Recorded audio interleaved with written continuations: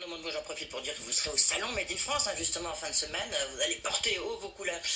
Vous qui êtes enraciné maintenant un peu dans les territoires, en tous les cas, vous les visitez beaucoup. Est-ce que vous trouvez que le climat social, il est difficile actuellement? Il y a beaucoup de tensions. Qu'est-ce qui remonte?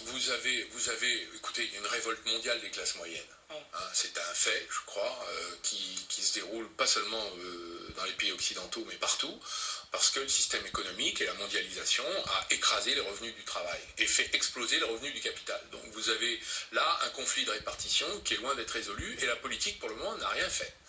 Donc c'est ça le débat qui va intervenir dans les années à venir. Est-ce que la politique prend des mesures contre l'explosion des inégalités et permet de mieux rémunérer le travail? C'est le grand sujet des années à venir, parce qu'il n'y a aucune raison que ce mouvement, cette rébellion, ça a été les Gilets jaunes en France, c'est au Chili les mouvements que nous connaissons, au Liban d'une certaine manière, l'Algérie n'est pas à exclure de ce mouvement.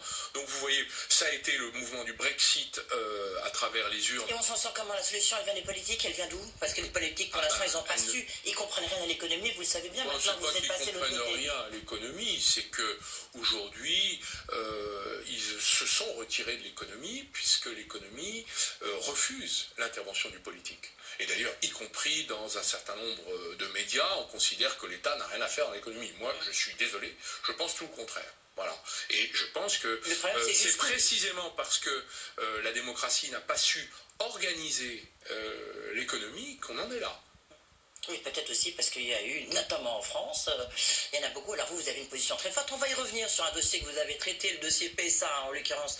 Mais il est vrai que souvent, le politique ne comprend pas grand-chose, malgré tout. Non, mais aux contraintes, vous connaissez maintenant les contraintes. J'ai pas eu l'impression d'être ignorant de la chose économique lorsque j'étais ministre de l'économie. Donc on ne peut pas généraliser de cette manière et le faire de façon désobligeante. Je pense qu'aujourd'hui, la pensée dominante a expulsé la politique de l'économie. Regardez ce que font tous les partis. Ils s'intéressent à des sujets sociétaux, mais ils ne s'intéressent pas au conflit de la répartition de la valeur. Qu'est-ce qu'on fait dans la distribution des salaires, de la protection sociale, quand on crée de la richesse? C'est le sujet numéro 1. Et là-dessus, la désertion est générale. Regardez ce qui se passe, y compris dans le macronisme. Regardez, mon ancien parti, le Parti socialiste, n'a pas traité cette question de façon brillante, je ne crois pas. En même temps, vous êtes d'accord avec moi que c'est aussi, on crée des emplois, ce sont les entreprises aujourd'hui qui créent des emplois. Et c'est sans doute la solution pour les Français. Pas les grandes entreprises qui détruisent des emplois, délocalisent, c'est moins vrai aujourd'hui. réduisent leurs effectifs, vont chercher du low cost, utilisent la mobilité, la liberté de cette installation du capital là où il est possible de le faire pour aller chercher les coûts du travail les moins élevés. En revanche, les entreprises locales, enracinées, qui cherchent le marché local, celles-là, elles créent beaucoup d'emplois, mais elles sont peu soutenues, mal financées.